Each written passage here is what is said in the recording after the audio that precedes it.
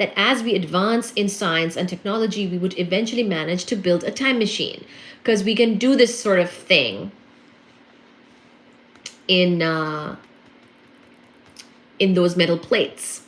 I play in the background. I have YouTube Premium. Oh, nice. Hello, Doro. Good luck, Steven.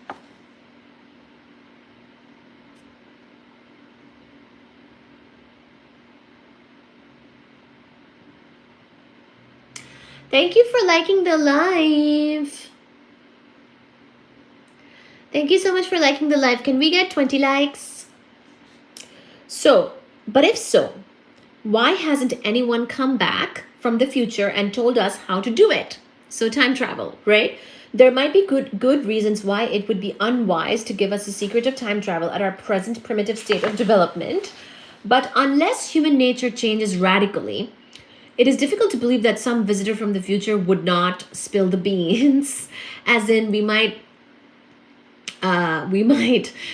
if somebody were to truly know this, they might not be able to hold themselves back.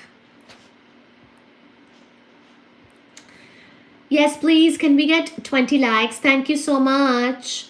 Casimir effect is Casimir.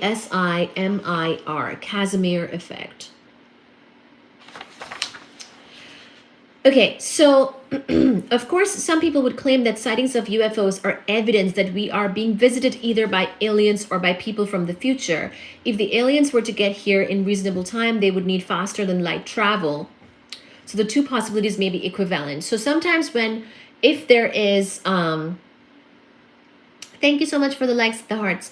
If there is sort of an alien visit, for example, and we don't expect aliens to really be able to traverse a lot of space and time to then come and visit us.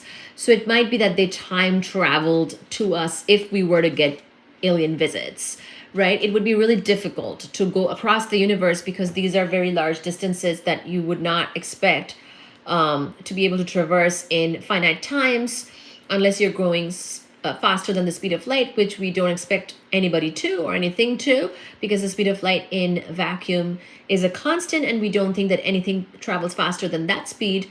But time travel and wormholes would be a way for us to get little visits from aliens if that was a thing that they could utilize.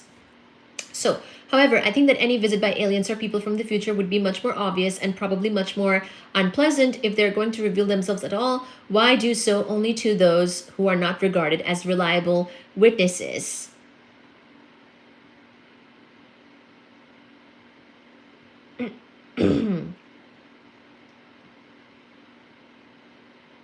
Thank you.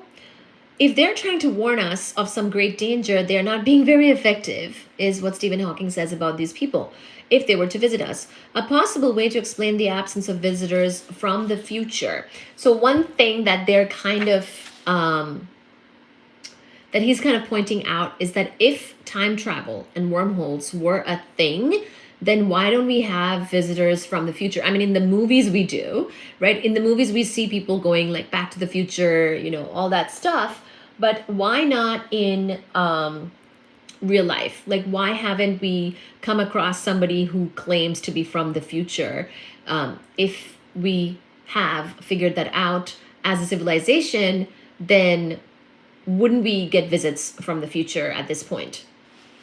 So, anyways, a possible way to explain the absence of visitors from the future would be to say that the past is fixed because we have observed it and seen that it does not have the kind of warping needed to allow travel back from the future. On the other hand, the future is unknown and open, so it might well have the curvature required. Thank you for liking the live. This would mean that any time travel would be confined to the future. There would be no chance of Captain Kirk and the Starship Enterprise turning up at the present time.